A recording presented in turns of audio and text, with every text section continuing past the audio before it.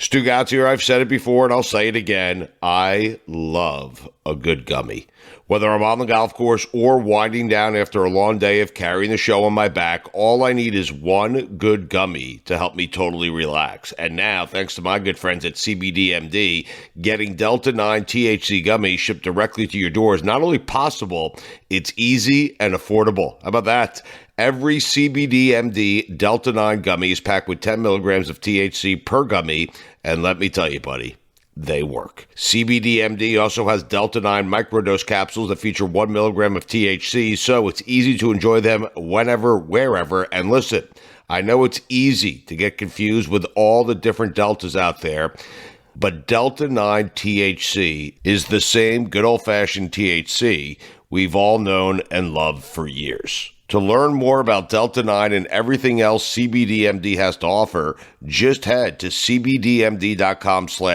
Once again, that's cbdmd.com/Dan for information, education, and the best damn gummies you've ever had. Must be 21 years or older to purchase Delta 9.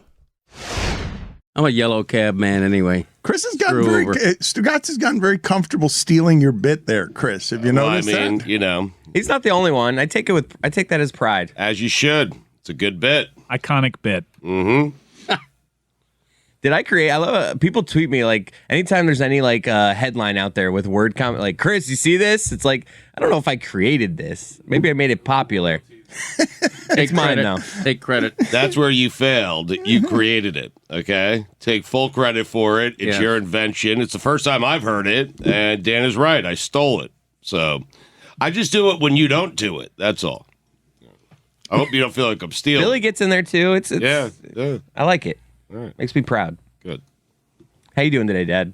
I'm well, thank you. How are you, son? It's Wednesday. It's a different, it's out of your element. It is, yeah. It's. How you feeling?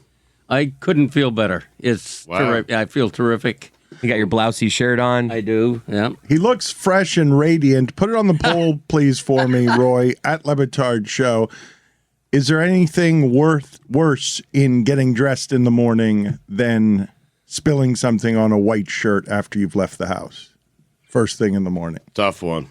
Yeah. I am now doing the uncomfortable show of sort of splotchy, wet stains on my nipple because I had a coffee stain on a pristine white shirt. And it landed right on the nipple. And now I'm in some discomfort while I'm doing this. I'm leaking confidence. I kind of want to see it now. I see it. Ooh, it looks so bad. It looks so bad. I'm leaning over. At least you didn't draw attention to it right away. Correct your posture. Imagine fajitas are coming out behind you. There are too many cameras around here. This is uncomfortable. Who was bad-mouthing fajitas yesterday? I kind of saw some Twitter stuff. Nobody. We didn't badmouth I'll fight anyone. We didn't badmouth It is fajitas. not. You're not going to fight it does no one. not. It does not fit in that category of taste. Like it is always delightful.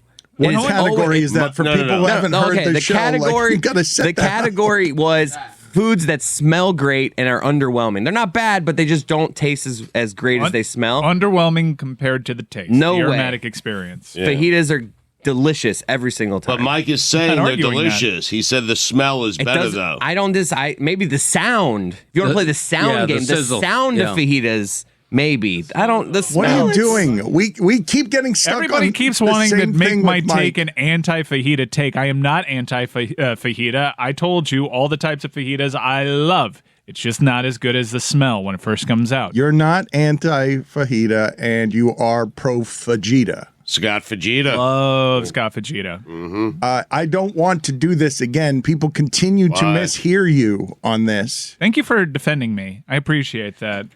Jess is coming in now steaming because her Uber got a flat and she deserves a refund. Thank you all for replying to my message in Slack, by the way. I didn't see it. I didn't see it. I'm sorry. I've stopped using Slack. Apparently Dan did. No, I didn't. Mike just told me that you got a flat and we couldn't have anybody who was still coming in pick you up. In our defense, we were all here. Yeah. Even I was here. And I wasn't because my Uber got a flat tire. Did you get a refund? You deserve a refund. I literally just walked out of the car. I have not even looked at the app yet. No extra tip, right? Yeah, should have picked a Zero different Uber. stars. Yeah, Zero zero stars, yeah. Oh, It's not the car. It's not the guy's that on fault. the Or you poll. just got to admit. Wait, admit Chris, the how do review. you know where the tire started? You don't know. but Perhaps that's he just- needed air, he didn't get it, that's just tire a pressure signal was on. To me, that's a random thing. It's like I'm not gonna tip less at a restaurant if like there's a random hair in my food, right? Because it's like Yeah, where'd that of hair course come you from? are. It could have fallen Yes, from you anywhere. are. It's like someone didn't put the hair in there. It's just like a random mistake that was made that no one really had control over. That's what I think of as a flat tire. Not only do you not tip, you use that hair to get a free meal. Exactly. Thank you, Yeah, you Greg. do. Put it on the poll, please. Is the tip smaller if there's a hair in your food? And if the Uber driver gets a flat, is it 0 stars from you? Because that seems like you're making a course. bad day worse for the Uber driver. And a flat seems often random, most often random. Right. My guess is it's not an act of negligence. The man didn't have enough air in his tires. People tend to know their cars, Dan. You get that, the backwards Colts logo that pops up on your Yeah, he had one of dashboard. those. He there did? were multiple check engine You lights. noticed it when you started? I noticed it Oh, immediately. wow. Yep. Oh, my God. It changes I texted, everything. I Yeah. texted Lee and I was like, the guy has multiple check engine lights and something sounds like it's dying in the back of this car right now. Right. He's like, oh, call me if you need anything. I don't love that your initial reaction is to think that I had left you stranded on the road without All a of care. us. She in the came in world. here with all that energy. She came in here really upset at us. We should have all gone sprinting down the causeway and carried her in here. Just a reply. I would've. Just acknowledge you saw the message that I'm going to be late. We did Tony, talk I about did it. think about texting we did talk about it amongst ourselves, and we're like, "Ooh, should we call Roy? He's not here yet." And then Roy walked through the door. I was calling There was Roy. I was literally calling Roy to tell him to pick you up, and he walked in. Roy would have picked me up too. Absolutely. I would have tell you picked you something. Roy up. would have been there in a second. You send Roy's that. the only one. You send that Slack 20 minutes earlier. I'm there in a heartbeat. I saw you stranded on the causeway. I sped up as I went past. Thanks, Greg.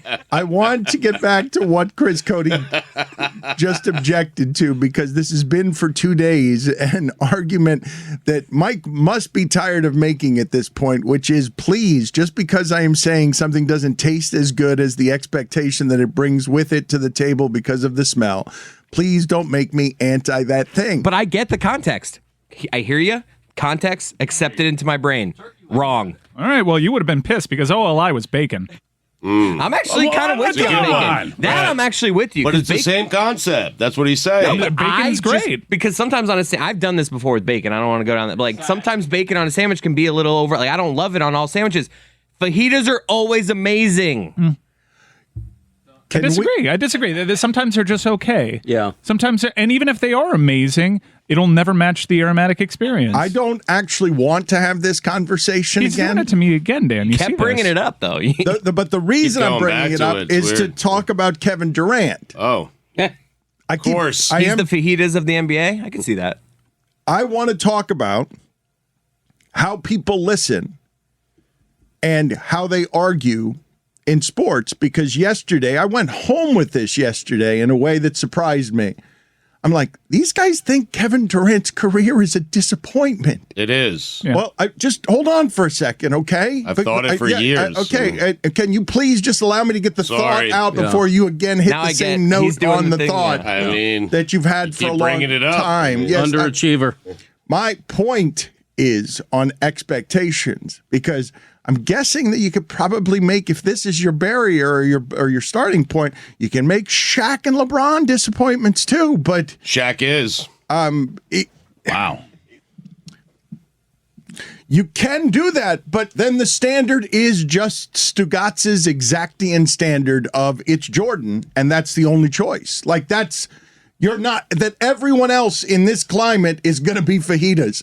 Like nobody just gets to be the thing that smells good the whole way, and then I eat it and it's scrumptious and delicious. Everybody, by this standard, Yeah. everybody who plays today is a disappointment. Everybody. Pretty much, yeah. I mean, I think there are lines.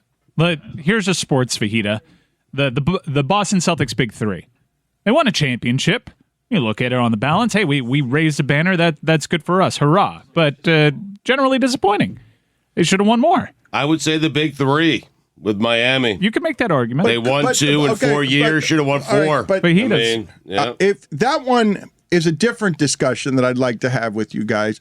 But to me, if this is the way you do the standards, Stugotz, if this is how you're doing it, Kevin Durant is a disappointment. Why is he a disappointment? Oh, because he played in the same era as LeBron James, who was also a disappointment because it was hard to get past him. The big three, those big threes had to go through Kobe. Kobe gets his legacy because at least in part they couldn't. I think They didn't. That big. If you think Boston's big three, you have to elevate the person that they're playing with. And what I'm saying is more and more, we don't want to elevate anybody. It's about expectations. Kevin Durant gives off and had the expectation of, hey, I can do this by myself. I can do it. Give me a couple of ancillary decent players. I'll go win some championships. But then the super team formed around him. No, but Dan, with Steph Curry, no one had these championship expectations. It's why Steph Curry is viewed in large part the way he's viewed. Well, because but wait a minute. Don't make 4 titles for Steph? But Stugotz, Not a disappointment, Steph Curry. Okay, exactly. but wait, I just got done a couple months ago with you guys saying he needed a Finals MVP.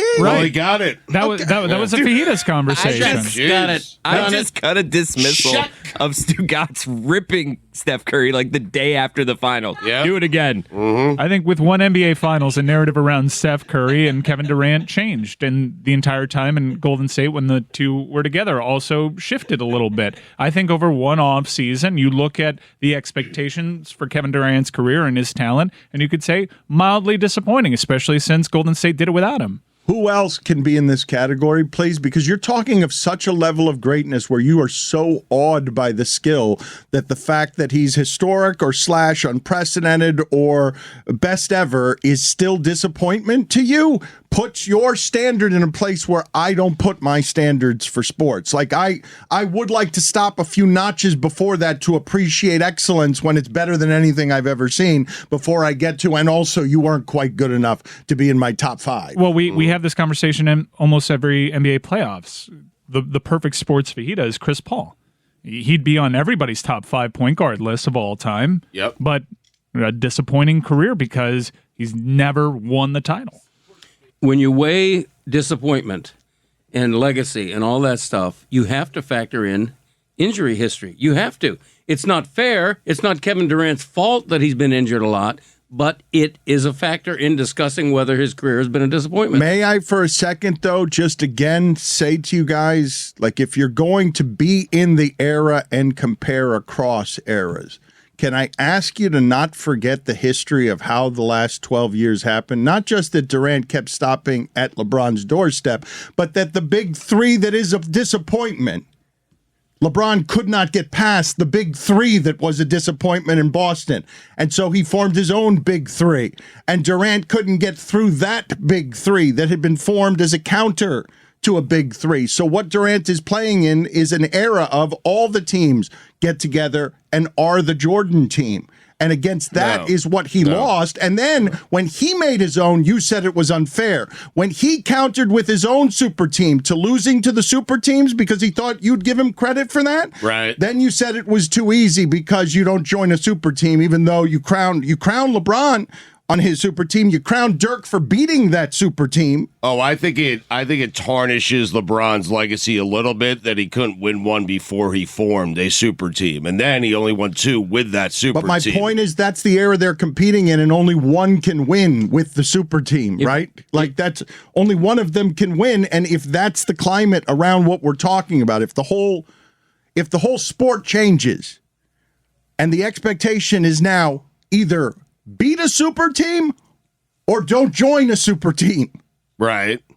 I mean, Giannis didn't join a super team. He stayed put in Milwaukee and he won a title. That's how you do it. That's how you get max credit. That's the way it works, Dan. You win one with Chris Middleton. And by the way, if you're looking at 4 straight finals and 2 championships in 4 years and calling that a disappointment, that's a pretty good definition of harsh. 4 finals in a row and 2 championships. I don't think anybody really thinks the big three was a disappointment because they didn't run the table and win 4 titles in a row. He said not 1, not 2, not 3, not 4, not 5, not 6, not 7, not 8. That hurts him. I guess, nobody took him literally. I guess what I'm asking, I did. Okay. I'm asking the entire crew here, as it relates to the Miami Heat reports that they're not going to give up Bam to get Kevin Durant. What it felt like to me, this has happened a couple of times with the Heat, once famously with Goran Dragic. The Dragon. These guys, through their advisors and everywhere else, are told how to make the mess. There is a strategy in Kevin Durant making the world know, Stugotz, because you don't see a lot of this. Me or them, I made it clear in a meeting with the owner, then it immediately gets leaked. Gets leaked to Shams because Durant was willing to take the hit of bleep it. I don't care. Burn it all down. Burn the Nets down and burn down what anybody thinks of me, because at this point I'm maximum troll. And when somebody writes, Stugotz, on Twitter, because Durant lives in this world Of taking hits. Somebody writes, the car wouldn't start this morning. I get to work late. The internet is down. I love this shit. Unlike KD, I actually enjoy taking the hardest road. It's basically just problem-solving practice. And Kevin Durant's response to him, because he can't leave it alone, because he's been distorted by fighting these people on the internet for 10 years in the day of the modern superstar, eaten up by the acids of the internet. Quote, you enjoy having a shitty car and getting to work and not being able to connect to the internet? It's the hard path. I mean, you arguing on behalf of someone else taking the hard path. You getting to be the pioneer and the decider on what is a sufficiently hard path. Can I ask you guys, are you not factoring in at all, Stugotz, that whatever it is you think of Kevin Durant has to be run through the prism of you criticize him for not being able to beat the super team, and then you criticize him for making a better super team than the super teams that were beating him. No, let's do it this way, Dan. Let's go back to like my original thoughts on Kevin Durant coming out of Texas. I thought he was going to be one of those players. And so did Dan, even though he wanted Odin over him. Right. But in large part, it's because of how much respect I have for Kevin Durant's game and his talent. He didn't need to go team up with Steph Curry.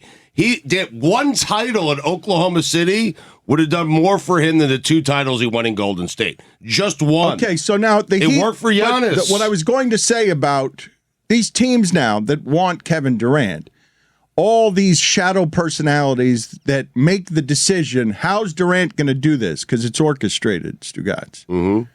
Somebody is having a conversation somewhere about how do we get out to the world what just happened in this meeting with the owner, and that we gave him the ultimatum of him or me. We've checkmated the organization, have we not? Kind of, I guess. Yeah. I mean, Joe Tsai technically doesn't have to do anything. He doesn't. Okay, but he's got Kevin Durant under contract. But do you want this, though? Okay, but what do you think's going to happen? Do you think he wants this in his locker room all season when the guy who's going to be leaking this kind of stuff in an orchestrated campaign? Look, man, this is kept escalating. It's faster than ever on how fast can you get out. Harden, how fast can you get out? When you're not happy in a place, how fast can you get out? Can you make it noisier? Can you make it noisier? And then it's leaked. But here's the problem, Dan, with this situation.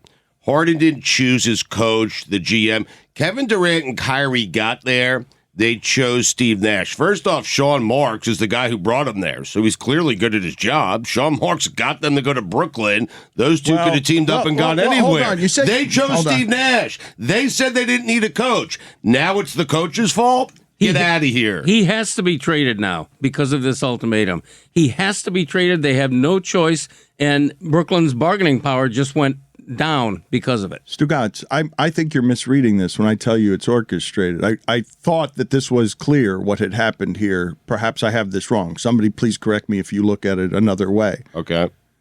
This isn't an actual ultimatum. It's not actually, it's a checkmate move. He doesn't have to get rid of them. He could just put this out there through Shams. And now you've got a fight on your hands that's public. I don't think he actually means that. I don't think that Durant is saying, do you think he's saying, because I did not read this into it, that Durant is saying, oh, if you get rid of these guys, I'll be perfectly happy here for the next 4 years and resign. That's not how I took that. I think Kevin Durant would be more willing to fulfill his contract if they got rid of Steve Nash. But you did hear it that way. Am I wrong on this? Why else would he do the us or them, me or them? Because he wants it out. He wants He also to keep knows making Josai. it messy. Yeah, I guess he assumes that Josai wouldn't do that. Well, you can't put your owner in the position after what Kevin Durant has done. It's a bleep you checkmate move by his advisors and him. Like, it's not a flippant thing. It's meant to escalate fires and flames. Get me out of here. Right. I just went to the owner and told him to his face, either I'm in charge or you're in charge. Who's it going to be? It also throws the locker room into a bit of chaos, too, because the best player doesn't have faith in the people guiding this ship. Why should I? It's not a great look for Kevin Durant as he tries to force his way out. Mike, it's a terrible look for Kevin Durant. What I'm saying to you guys, in torching the end of the legacy of a guy who came into this wanting to be something, back when LeBron was the bad guy because he did a TV show, and Kevin Durant quietly went to Orlando and re-signed with his backpack because he was all about basketball. He kept losing to LeBron. At the end, with whatever's left of his power, Kevin Durant, at the end of what a mess the player empowerment age can make, Kevin Durant is coming for ownership and saying, who's in charge here, you or me? And then leaking it to the press. And then Woj and Stugotz, this is where it's Game of Thrones shit. Shams breaks it at 2 o'clock, and ESPN on a giant story where Kevin Durant has just said me or him. ESPN sits out for 6 hours, and everybody knows that there are delays around the Marks stuff and Woj, and everyone knows that Woj and Marks are connected. And so what you're getting on ESPN is a different version of the story than the one that's playing out hours earlier in the information age, Stugotz, when we're saying seconds earlier matters. ESPN set this out for 6 hours. Right. After it, like, when does it ever get to the point of, hey, me or him? And Kevin Durant is flexing here. He's saying, yeah, I've run the shit into the ground, and I still have the power. What are you going to do? I want out of here. Them or me. They're not in charge. Of course it's ugly. He's burning it all down. Stugotz here. I've said it before and I'll say it again. I love a good gummy. Whether I'm on the golf course or winding down after a long day of carrying the show on my back, all I need is one good gummy to help me totally relax. And now, thanks to my good friends at CBDMD, getting Delta 9 THC gummies shipped directly to your door is not only possible, it's easy and affordable. How about that? Every CBDMD Delta 9 gummy is packed with 10 milligrams of THC per gummy.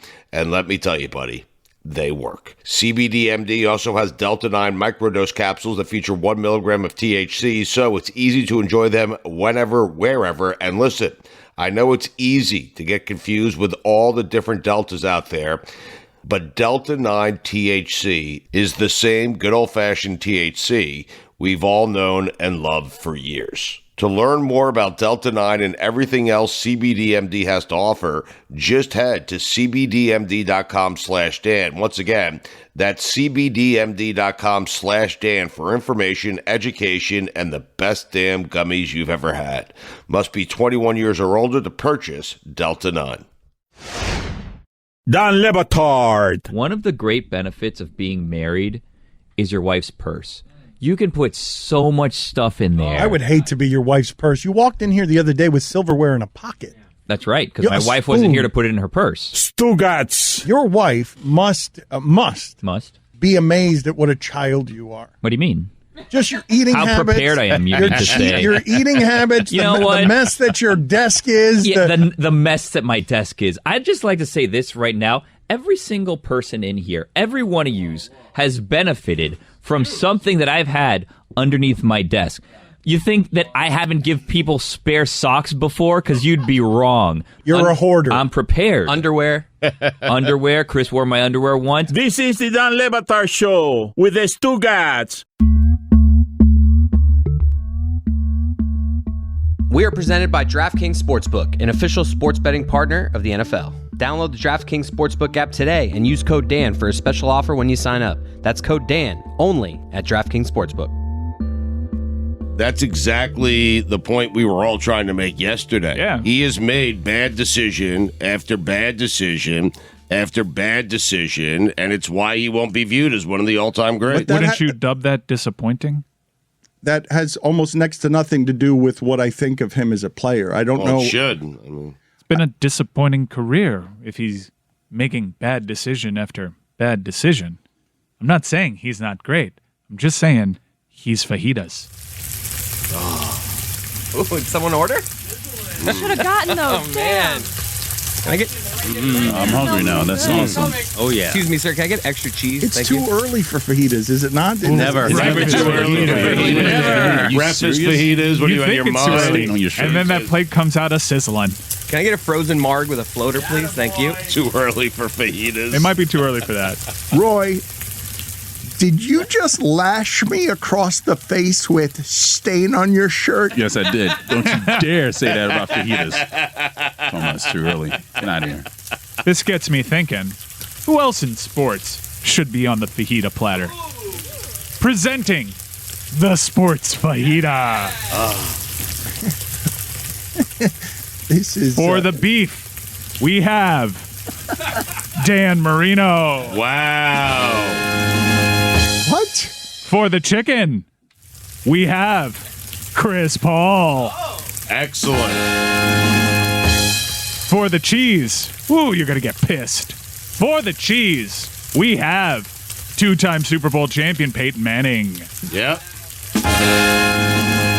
Great Excellent. career. Fajitas, you would say, but not quite good enough considering the expectations. Came out smelling so good. Oh, my Yeah. God. Yeah. They didn't even win a Heisman. Yeah. For the sour cream, Carmelo Anthony. Yeah.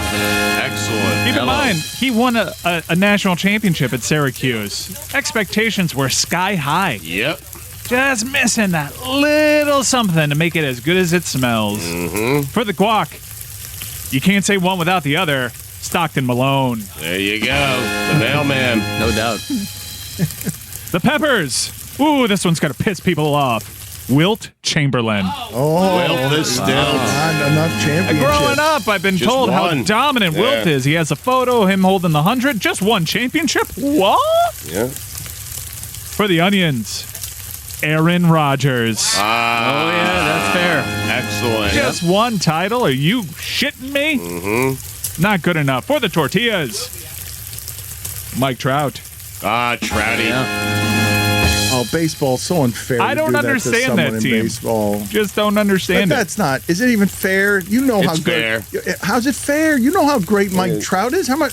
Do it in the playoffs. He's considered one of the all-time, if not the greatest hitter of all time. He's never made the playoffs, or he made it once. But no. But Did he even make no. it? Yeah, he made it once. He did? Yeah. I don't even remember it. Wow. So you're going to do that in baseball too? Yeah. Plus, he has no personality. He's known for being dull. Whoa, no, he showed some personality on Supodity.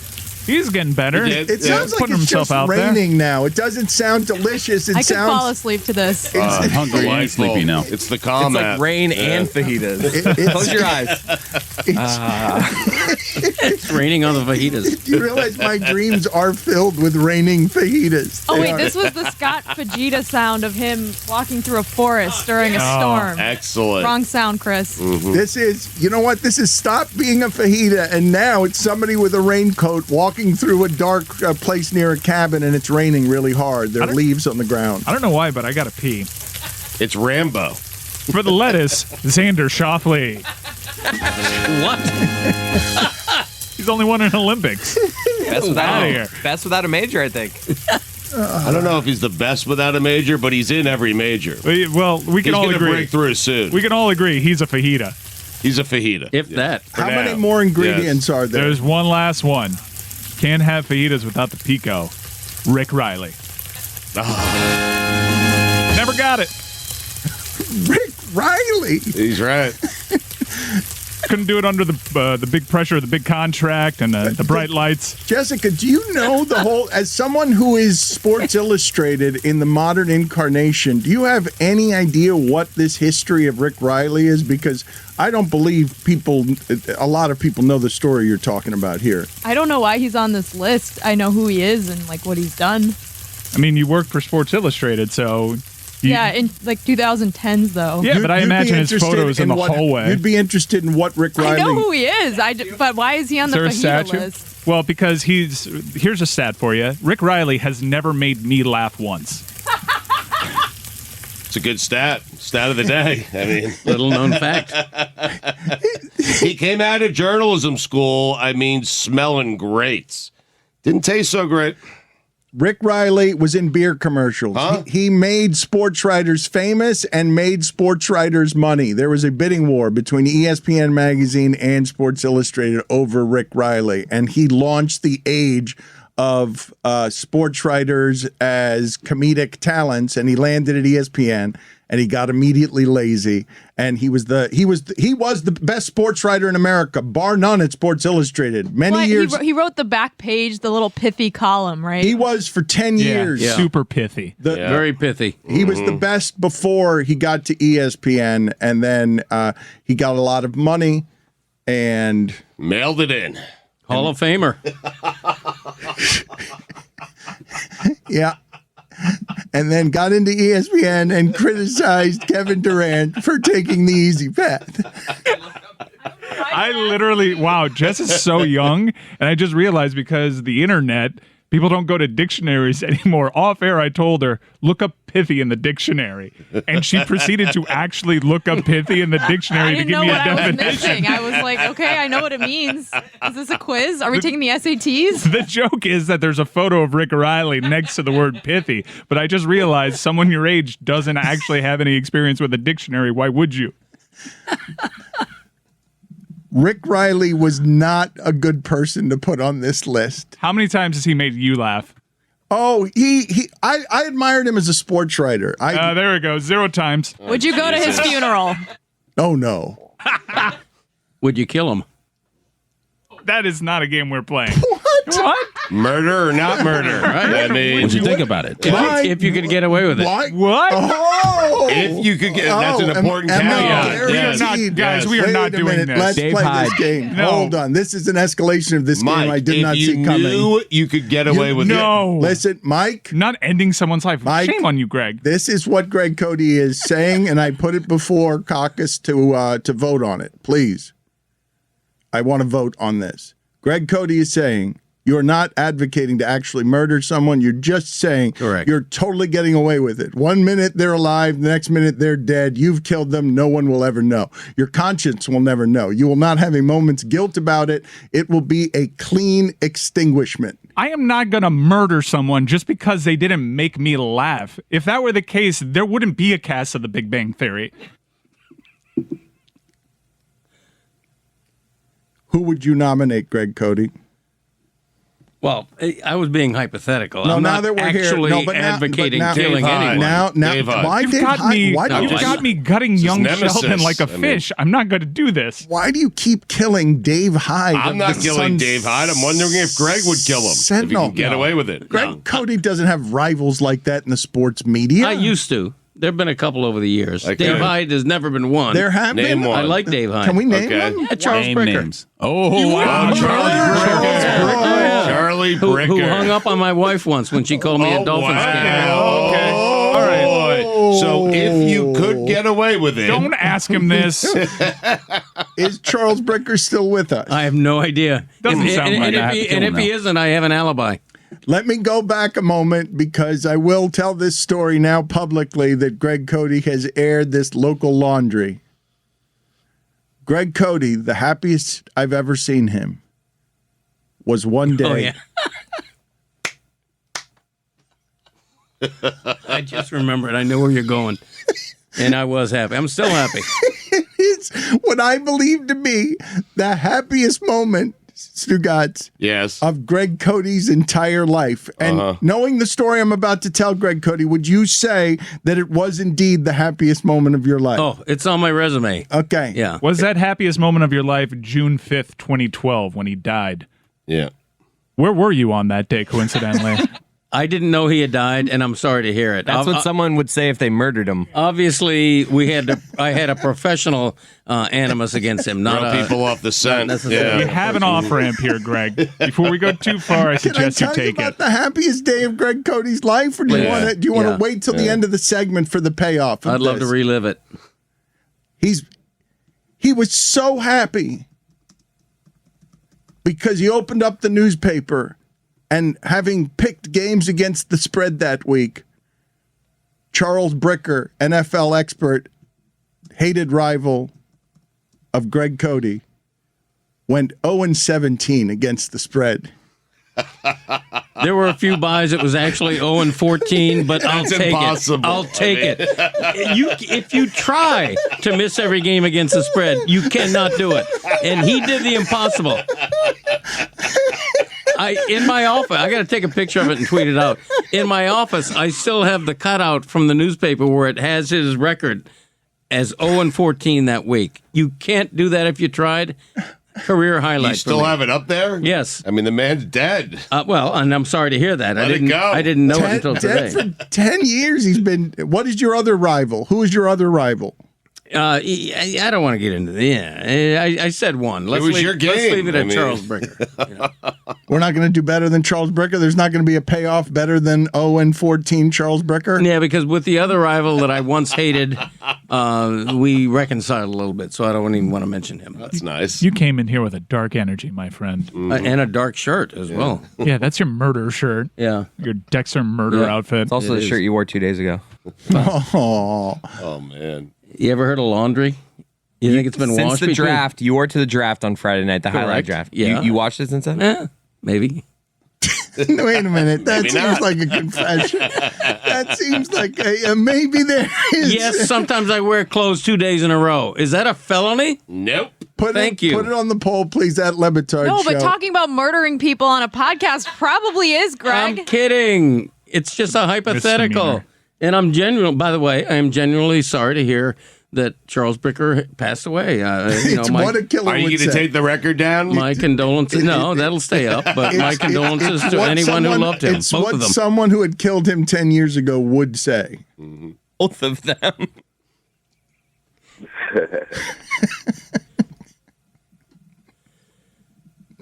Wow, I'm going to get in trouble for this. Well, how? You're the one that started it all. I know. What's he going to do? I don't think I would have mentioned his name had I known he was no longer with us, which I'm genuinely sorry to hear. But I don't think it's too soon. It's been 10 years, and he was your nemesis, and He I was. feel like 10 years later, it's okay. Okay. Thank you for that. I may be wrong, though. Yes, you may be. But now, so if he were alive, you'd be fine with him hearing this. I think so. Yeah, he did hang up on my wife. You mentioned that. Yeah. He was, We've got the motive established. yeah.